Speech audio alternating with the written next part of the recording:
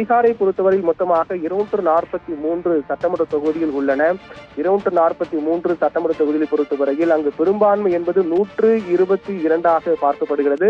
122 இடங்கள் பீகாரில் பெரும்பான்மை ஆட்சி அமைப்பதற்கான இடங்களாக உள்ளன. தற்போது அங்கு இருக்கக்கூடிய அரசியல் சூழலை பொறுத்தவரையில் யார் யார் எத்தனை எம்எல்ஏக்கள் இருக்கிறார்கள் என்று பார்க்கும் பட்சத்தில் ஆர்ஜேடி ராஷ்டிரிய ஜனதா தளம் லாலு பிரசாத் தலைமையிலான ராஷ்டிரிய ஜனதா தளத்தை பொறுத்தவரையில் 79 சட்டமன்ற உறுப்பினர்கள் அங்கு இருக்கிறார்கள். அதே போன்று அதற்கு அடுத்த கட்டமாக பாஜகவுக்கு 78 எம்எல்ஏக்கள் பீகாரில் உள்ளார்கள்.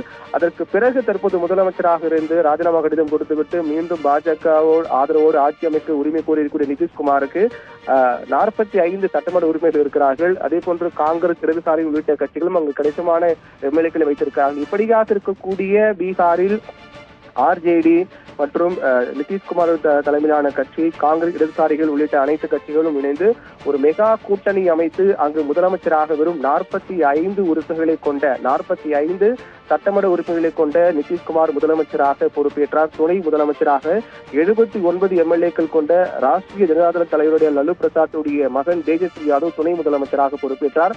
அதற்கு முன்னதாக கூட கடந்த சில ஆண்டுகளுக்கு முன்னதாக கூட தேஜஸ்வி யாதவ் மீது பல்வேறு ஊழல் குற்றச்சாட்டுகள்லாம் முன்வைக்கப்பட்டு பேசப்பட்டு வந்தது.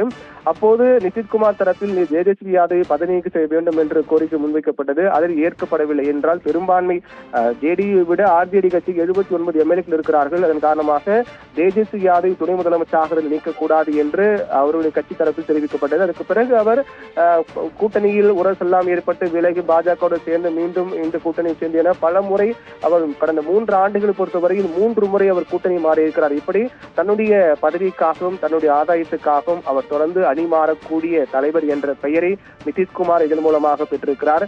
இந்த நிலையில் தான் அவர் தற்போது இந்த 3வது முறையாக கடந்த 3 ஆண்டில் 3 முறை கூட்டணி மாறியிருக்கும் நிதிஷ்குமார் தற்போது பீகார் ஆளுநர் ராஜேந்திர விஸ்வநாத் அர்லேகாவை சந்தித்து ராஜினாமா கடிதம் கொடுத்து விட்டார். ராஜினாமா கடிதம் கொடுத்துவிட்டு அதே கையோடு மீண்டும் அவர் பாஜக சட்டமன்ற உறுப்பினர்களோடு ஆட்சி அமைப்பதற்கான உரிமையை கோரியிருக்கிறார். இதன் மூலமாக 9வது முறையாக பீகார் முதல்வராக நிதிஷ்குமார் பொறுப்பேற்க இருக்கிறார். ஆனால் இந்த முறை அவர் பாஜக விட்டு விலகி வந்த நிதிஷ்குமார் மீண்டும் பாஜகவோடு சேர்ந்து முதலமைச்சராக பொறுப்பேற்க இருப்பதுதான் பீகார் அரசியலில் ஒரு திருப்பு முனையாக பார்க்கப்படுகிறது.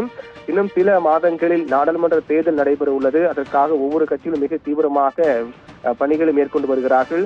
பீகாருடைய அரசியல் களத்தை பொறுத்தவரையில் அயோத்தி கோயிலுக்கு பிறகு பீகார் பக்கம் திரும்பியது பாஜகவின் பார்வை என்றே கூறலாம். தொடர்ந்து பீகாருடைய அரசியலில் மிக தீவிரமாக கவனம் செலுத்தி வந்தார்கள் பாஜக. அதன் முடிவாக தான் இந்த நிலை ஏற்பட்டிருக்கிறதோ என்ற கேள்வியெல்லாம் எழக்கூடிய வகையில் ஒரு தலைகீழ் மாற்றமாக பார்க்கப்படுகிறது. என்றால் இந்தியா கூட்டணி உருவாக மிக முக்கிய காரணமாக நிதிஷ்குமாரை அந்த கூட்டணி விட்டு விலக்கக்கூடிய அளவுக்கு அவருக்கு என்ன நடந்தது? அந்த கூட்டணி விட்டு வெளியேறி பாஜகவோடு கூட்டணி அமைத்து மீண்டும் முதலமைச்சராக போட்டியிடக்கூடிய சூழல் அவருக்கு என்ன என்பதெல்லாம் பல்வேறு கேள்விகள்லாம் இதன் மூலமாக எழுது. என்றால் பாஜகவை பொறுத்தவரை 78 சட்டமன்ற உறுப்பினர்கள் தான். ஆனால் ராஷ்டிரிய ஜனதாதளத்திற்கு 79 சட்டமன்ற உறுப்பினர்கள், ஜேடியு ஐக்கிய ஜனதாதளத்துக்கு 45 சட்டமன்ற உறுப்பினர்கள், காங்கிரஸ், இடதுசாரி உள்ளிட்ட மெகா கூட்டணியோடு அங்கு அதிகாரத்தில் இருந்த நிதிஷ்குமார் தற்போது என்ன காரணத்துக்காக அவர் அந்த கூட்டணியை விட்டு விலகி பாஜகவோடு கூட்டணி அமைத்து மீண்டும் முதலமைச்சராக பொறுப்பேற்க இருக்கிறார் என்ற கேள்விகள்லாம் முன்வைக்கப்பட்டு வந்தன.